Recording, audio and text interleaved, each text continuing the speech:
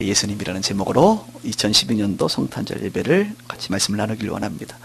또 그 사이에 또 많은 분들이 오셨네요. 한번 앞에 뒤에를 다시 한번 볼까요? 이렇게 인사하십시다. 오늘은 이번에는 위드 크리스마스 이렇게 한번 위드 크리스마스.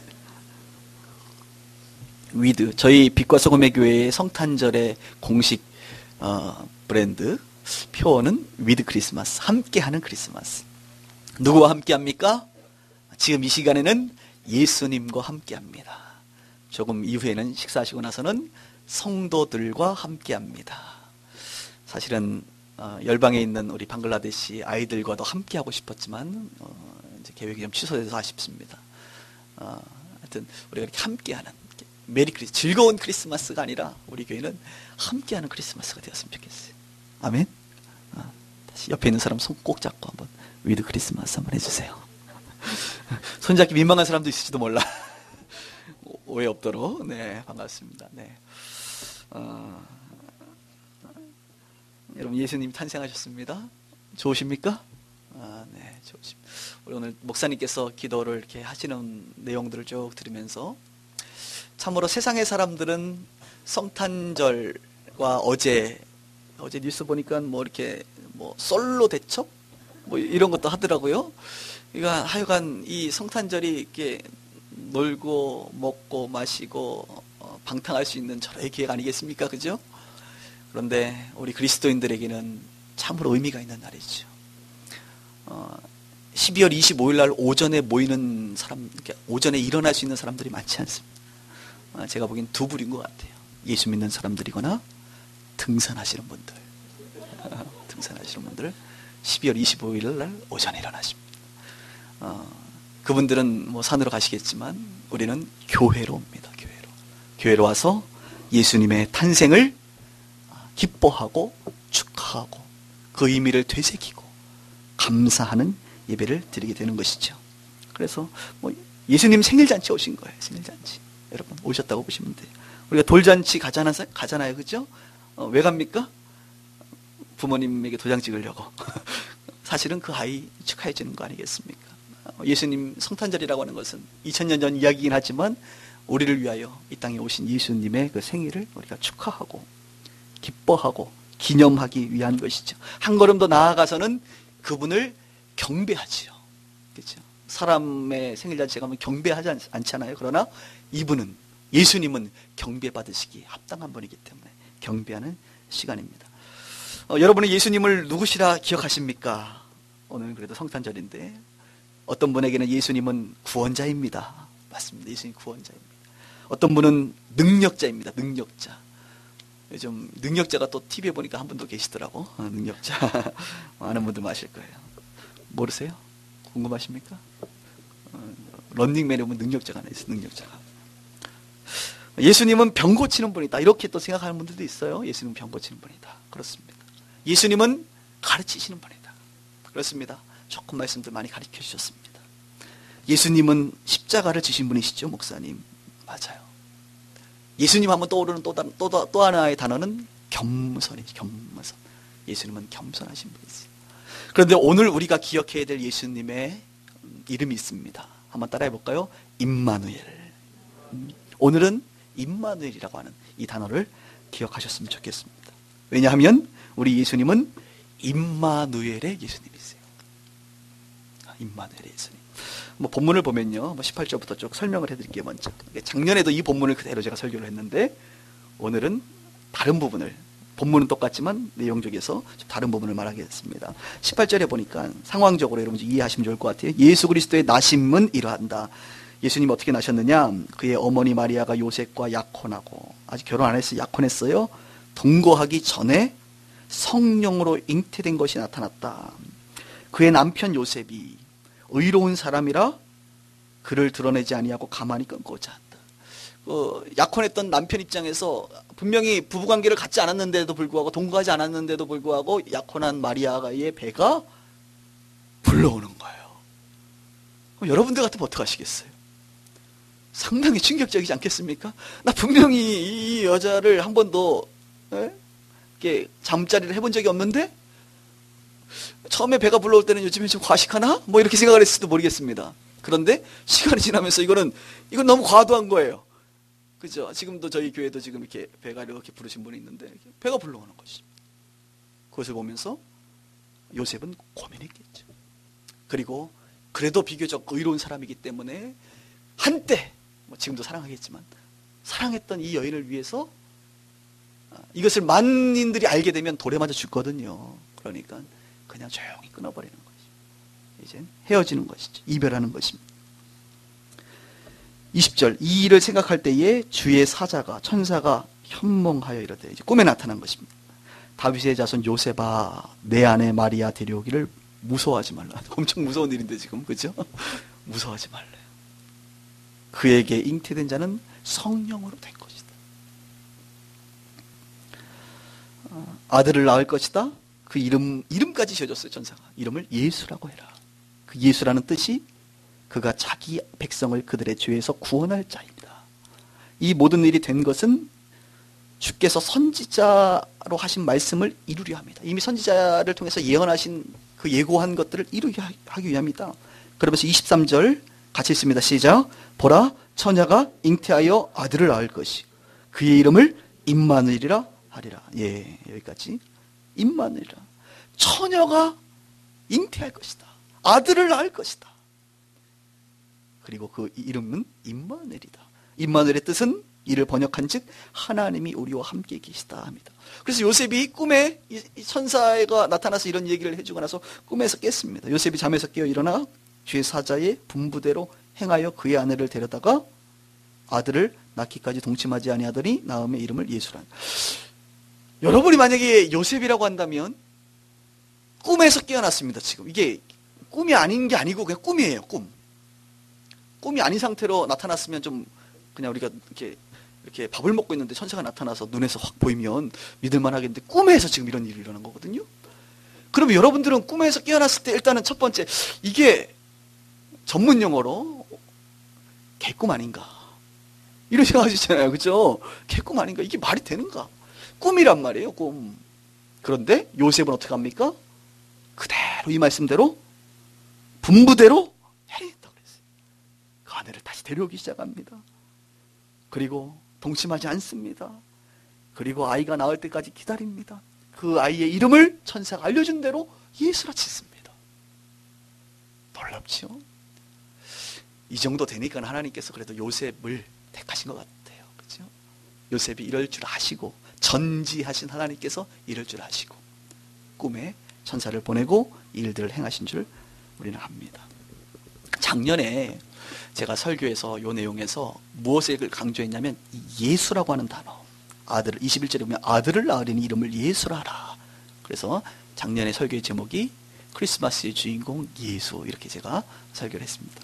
여러분, 예수라고 하는 단어는 히브리어로 예수와 이렇게 불러요. 예수와, 그 다음에 헬라어로 이수스 이렇게 불러요.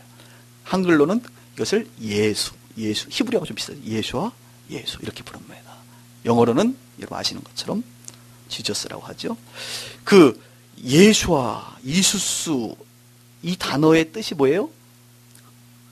여호와는 도움이시다. 그리고 여호와는 구원이시다. 이게 구원이시다. 구원. 그러니까 예수라는 말 자체의 의미가 구원자라는 뜻을 담고 있습니다. 제가 너무 지금 쉬운 이야기를 하죠. 오늘은 원래 좀 부활절 다음으로 1년에 2번 오시는 분이 있기 때문에 좀 쉽게 설교를 하는 것입니다. 네, 이해해 주시기 바랍니다. 우리를 예수님을 예수님이라고 할 뿐만 아니라 예수 그리스도라고 해요. 그리스도라고 하는 것은 히브리어로 메시아, 그래요. 메시아. 그리고 헬라어로는 크리스토스, 그래요. 크리스토스. 비슷하죠? 그래서 한글로는 우리가 그리스도, 그리스도. 그러니까 한글이 좀 이번에는 히브리어가 아닌 헬라어하고 좀 비슷하구나. 크리스토스, 그리스도. 그래서 이 그리스도라고 하는 뜻은 기름 부음을 받은 자.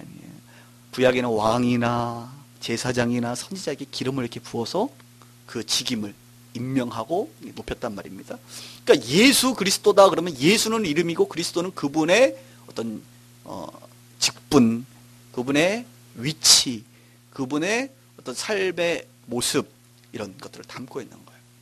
한번 따라합시다. 예수 그리스도. 그러니까 이런 거죠. 장창영 목사. 그러면 예수 그리스도인 것처럼 장창영은 이름이고 뜻은 아무 별로 뜻이 없어요.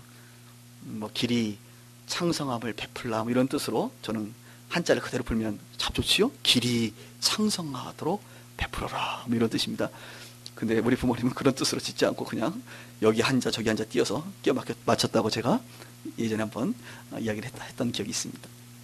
그러나 장창영이라고 하는 것 말고 뒤에가 목사라고 하는 것이 그 사람이 어떤 사람인지, 어떤 일을 하는 사람인지, 어떤 직임이 있는지를 알려주는 것처럼 이제 얼마 안 남으셨으니까 이분 좀 띄워드려야지. 이명박 대통령 그러잖아요. 이명박은 이름이에요. 무슨 의미가 있는지 별로 우리는 궁금하지 않습니다.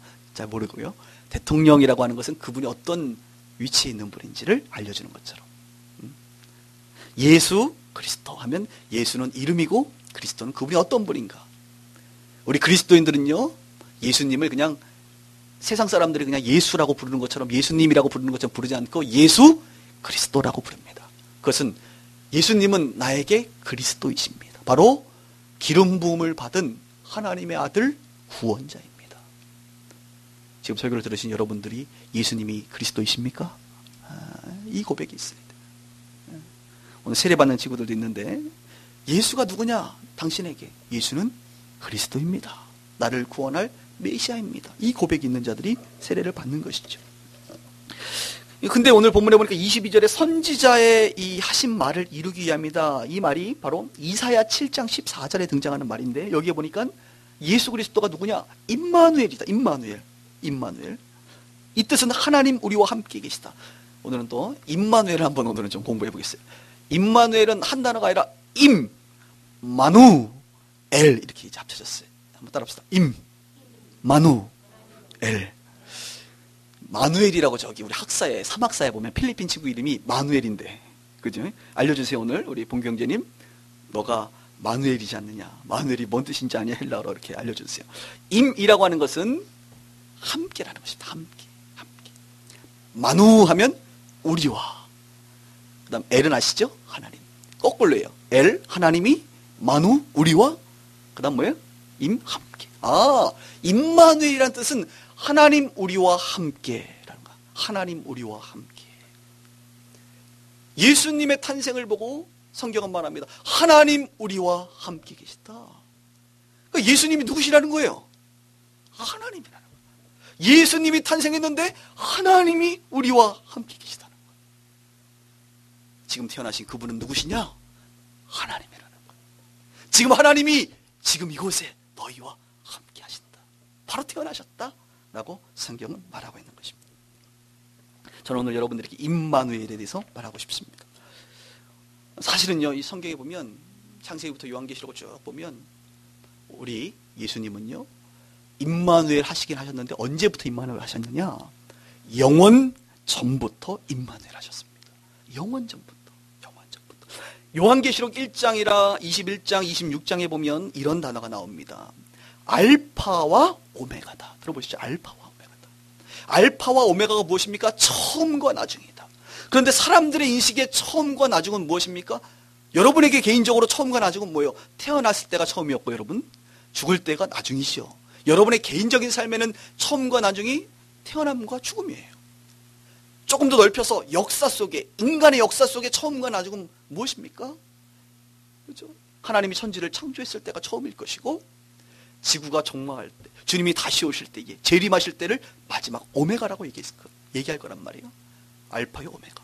그런데 여기서 말하고 있는 하나님의 알파와 오메가, 영원 전부터 임마누엘, 우리와 함께 하셨다라고 얘기할 때는요, 단순하게 창조 시점이나 재림의 시점을 뛰어넘는 더 넓은 의미에서 창조 전부터 재림 후 영원한 세계 천국의 삶까지를 포함하고 있습니다.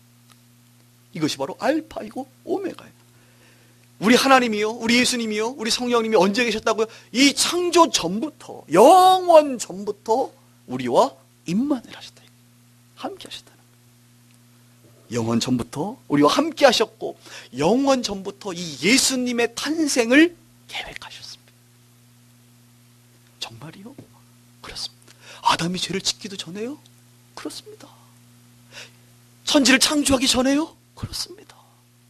영원 전부터, 천지를 창조하기 전부터 이미 아시는 하나님께서, 전지하신 하나님께서 아담이 죄를 짓도록 유도하거나 올가매신 게 아니라 이미 그것을 다 알고 계시는 그 하나님께서 창조 전부터 예수님의 탄생을 계획하셨습니다.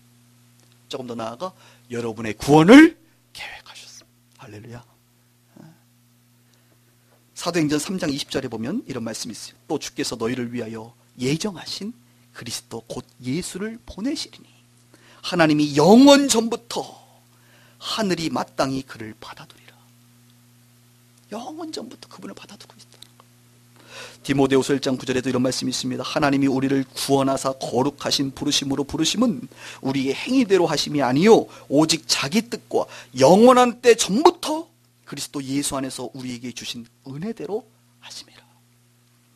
요한일서 1장 2절에 보니까 이 생명이 나타내신 바 된지라. 생명이 누구? 예수. 이 생명이 나타내신 바 된지라. 이 영원한 생명을 우리가 보았고 증거하여 너희에게 전하노니 이는 아버지와 함께 계시다가 우리에게 나타나신 바 된 자니라. 아버지와 함께 언제요? 영원 전부터 계시다가 BC 4년 4월 17일 정도로 제가 기억하고 있는데 BC 4년에 그때 나타나신 바 되신 거예요. 그리고 이 예수를 우리는 언제 알아봤습니까? 바로 여러분들이 예수님을 믿는 그 순간, 아, 이 예수가 임마누엘 하시는 하나님이시구나 라는 것을 우리가 나중에 알아보게 된 것입니다. 이 임마누엘 하시는 예수님은 영원 전부터 계셨을 뿐만 아니라 두 번째로 인간 속에도 역시 임마누엘 하세요. 인간 속에 영원 전부터 임마누엘 하셨고 인간들 속에 임마누엘 하십니다. 함께 하세요. 이것을 여러분들 꼭 믿으시길 바랍니다. 우리가 인간이잖아요. 네. 인간 속에 함께 하시죠. 빌립보서 2장 6절에서 8절에 보니까 잘 아는 말씀입니다. 그는 누구냐? 예수님은 근본 하나님의 본체시라. 하나님이시라. 하나님과 동등됨을 취할 것으로 여기지 아니하시고 오히려 자기를 비워 종의 형체를 가지사 사람들과 같이 되셨고 사람의 모양대로 나타나서 자기를 낮추시고 죽기까지 복종하셨으니 곧 십자가에 죽으심이라. 여러분, 예수님이 이거 하나 생각해 보세요. 예수님이 신이신데, 하나님이신데, 영원 전부터 계시는 하나님이신데 신이 인간이 됐어. 인간이. 이건 놀라운 일이에요, 여러분. 이거 좀 이렇게 얘기하면 여러분 좀 오해할 수 있는데, 인간이 멍멍이가 된다고 생각해요. 말이 돼요? 있을 수 없는 일이잖아. 인간이 꽃기호가 된다. 이거 얼마나 자기를 비하하는 발언이죠. 비하. 그죠? 신이 누가 됐어요? 인간이 됐어요. 창조자가 피조물이 되셨어요.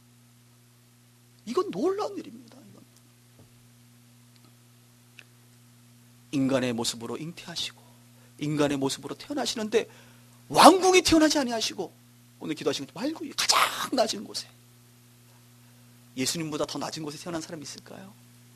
가장 낮은 곳에 인간들과 같이 슬퍼하시고, 여러분이 힘들 때 아파하시는 것처럼 그분도 아파하시고, 우리가 배고픈 것처럼 그분도 배고프셨고, 사람이 죽었을 때에 눈물을 흘리셨고, 인간들과 똑같이 그 하나님께서 인간들과 똑같이 이 땅에 내려오셨다는 거예요. 왜 그럴까요? 바로 인간들의 죄 때문에, 우리의 죄 때문에, 인간들이 지은 죄이기 때문에 인간의 모습으로 와서 인간의 죄값을 치러주시기 위하여 하나님이 인간의 모습으로 내려온 것입니다. 그리고 십자가에 죽으신 것입니다. 요한복음 3장 16절에 이런 말씀이 있죠. 같이 한번 외울 수 있는 분들은 같이 한번 읽겠습니다. 시작. 하나님이 세상을 이처럼 사랑하사 독생자를 주셨으니 이는 그를 믿는 자마다 멸망치 않고 영생을 얻게 하려 하십니다. 여러분, 이 말씀을 한번 묵상해 보십시오. 하나님이 세상을, 여러분들을 너무너무 사랑하셔서 누구를요? 독생자를 주셨으니 이는 그를 믿는 자마다 멸망치 않고 뭘 얻는답니까? 영생을 얻는, 영생. 어느 목사님이 그런 이야기를 하더라고요. 인간에게 꼭 필요한 게 무엇일까? 여러분에게 가장 필요한 게 무엇입니까? 건강이요? 인간에게 건강이 필요했다고 한다면 하나님은 예수님은 인간의 몸으로 올 때 어떤 모습으로 왔을까? 아마도 의사의 모습으로 오지 않았을까? 인간에게 정말 필요한 것이 건강이라고 한다면 예수님은 의사의 모습으로 오셔야죠. 인간을 사랑하기 때문에.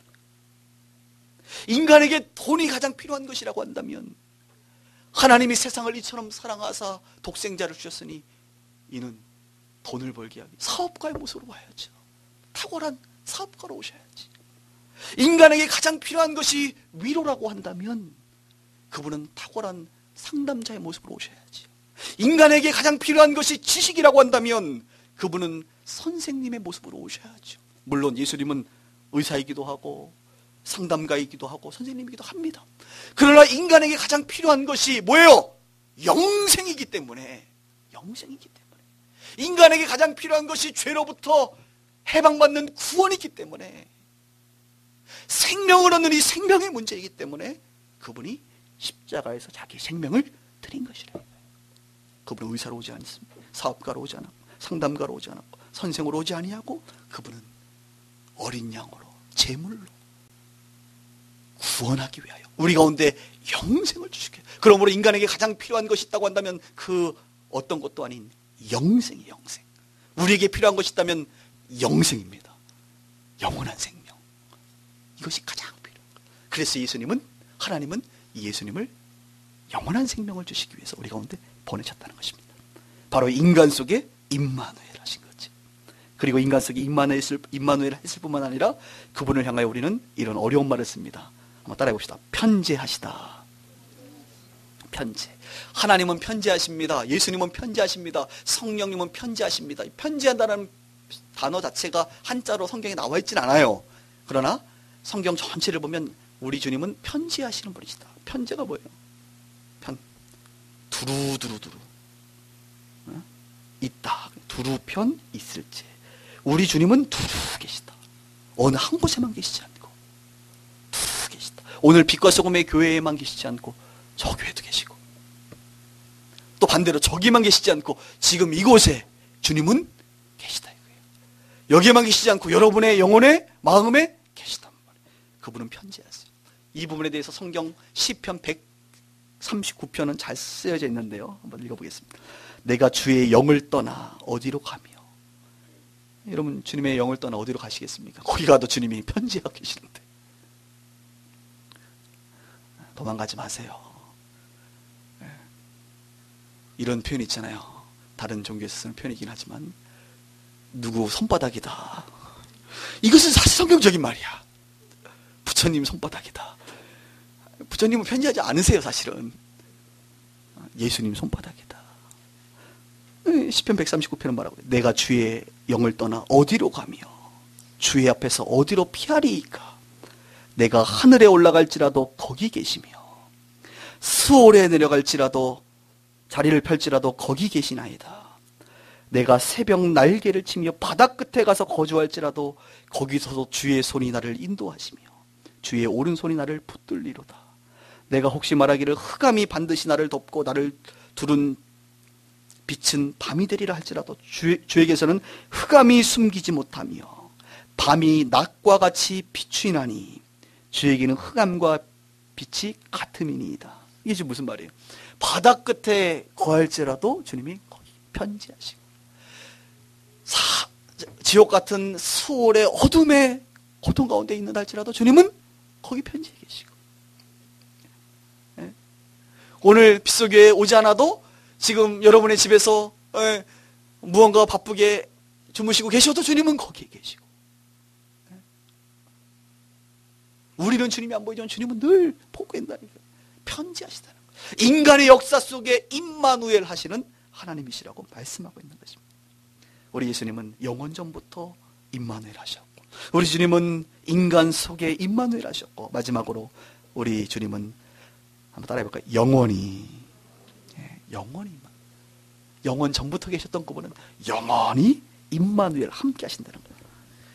영원 전부터 계신 임마누엘, 인간 속에 역사하셨던 임마누엘, 그리고 역사의 마지막에 임마누엘 하십니다. 이게 굉장히 중요해요. 마태복음 1장에 보면 우리가 지금 임마누엘로 시작하잖아요. 1장에. 그죠? 예수님이 임마누엘 하셨다. 근데 마태복음 28장이 마지막 장인데 마지막에 가면 뭘로 끝나는지 아십니까? 임마누엘로 끝납니다. 제가 읽어볼까요? 마태복음 28장 18절부터 20절. 예수께서 나와 말씀하여 이르시되 하늘과 땅의 모든 권세를 내게 주셨으니 그러므로 너희는 가서 모든 족속으로 제자를 삼아 아버지와 아들과 성령의 이름으로 세례를 베풀고 내가 너희에게 분부한 모든 것을 가르쳐 지키게 하라. 볼지어다 내가 세상 끝날까지 너희와 항상 함께 있으리라. 이게 지금 뭐예요? 내가 너희와 항상 함께 있으리라. 이게 임마누엘. 아하, 마태복음은 예수님의 오심은 임마누엘이구나. 예수님이 승천하시기 전에 하셨던 말씀도 뭐예요? 임마누엘이구나. 그리고 그분은 올라가시고 우리 가운데 누구를 보내요? 성령님을 보내셨죠. 우리 영혼. 성령님이 지금 우리 안에 뭐 하신 거예요? 임마누엘, 우리와 함께 하시.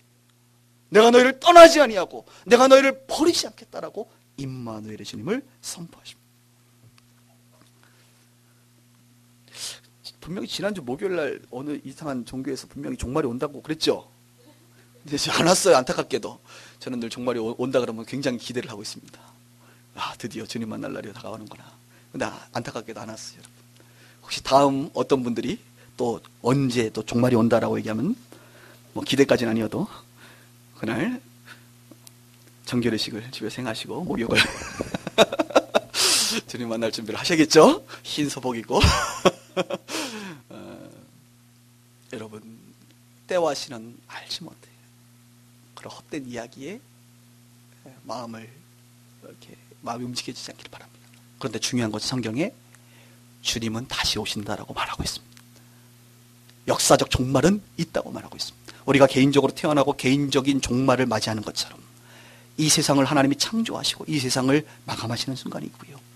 영원하신 그 창조 전부터 계셨던 그분의 나라는 천국과 지옥으로 영원히 함께 있을 것입니다. 그래서 요한계시록 22장에 보면, 요한계시록 22장이 뭐예요? 마지막 장이거든요.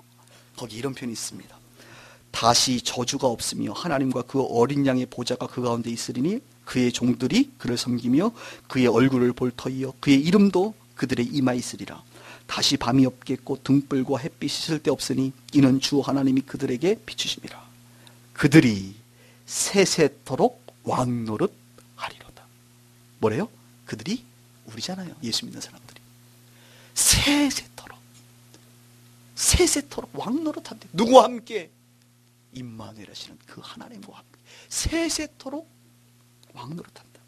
그러므로 임마누엘의 하나님은 2000년 전에 이 역사 속에만, 인간 세계에만 오시는 임마누엘이 아니라 역사 전에, 영원 전부터 계셨던 임마누엘이셨고 역사 속에 계셨던 임마누엘이었고 그리고 역사가 끝난 이후에도 영원토록 세세토록 임마누엘 하시는 예수님인 줄 믿습니다. 우리가 그 믿음이 있어야 돼.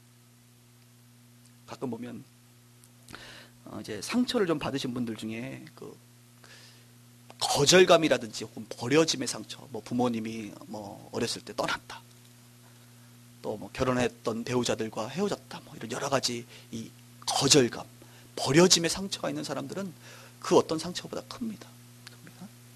그런데 여러분, 그것도 예수님이 회복시키셨어요. 사실은 예수님 자체가 하나님으로부터 분리돼 버렸거든요. 사실은 버려졌거든. 십자가에 저주받는 그 십자가에서 할 수만 있으면 이 잔을 내게서 옮겨달라고 하는 그 부탁까지도 버려져 버렸어요. 그러므로 예수를 믿으면 이 버려짐의 상처, 거절감의 상처로부터 어느 정도는 회복이 될 줄 저는 믿습니다. 그리고 또 하나 믿어야 될 말씀이 있어요. 바로 오늘 이 말이에요. 임마누엘, 임마누엘. 영원 전부터 계셨고 지금도 계시고 영원히 계시는 그 임마누엘, 그분, 그 절대자, 그 신, 우리가 사랑하는 그 예수님, 우리가 사모하는 그 예수님이 영원히 우리와 함께하고 있다는 그 믿음, 그 신앙, 그것이 우리를 온전케 하는 것이죠. 오늘 성탄절을 맞이해서 여러분 기억하십시오. 아, 예수님은 임마누엘이시구나. 임마누엘이시구나. 지금도 임마누엘 하시고 2000년 전에도 하셨고 앞으로도 임마누엘 하시는 예수님을 믿으시길 바랍니다. 말씀 정리하면, 우리가 믿는 예수님은 임마누엘의 예수님이세요.